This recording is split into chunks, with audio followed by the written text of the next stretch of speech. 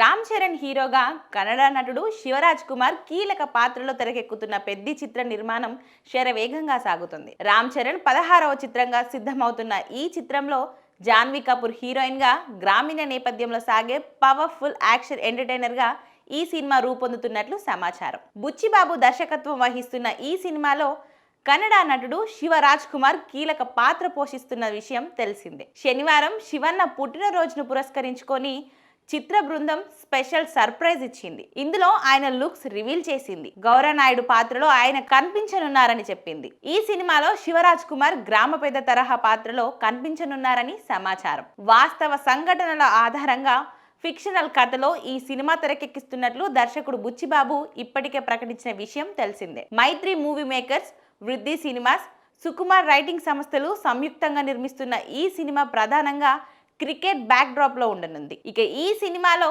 శివరాజ్ కుమార్, జగపతి బాబు కీలక పాత్రలో కనిపించనున్నారు. ఇప్పటికే విడుదలైన పబ్లిసిటీ చిత్రాలు ప్రేక్షకులను విశేషంగా ఆకట్టుకున్నాయి.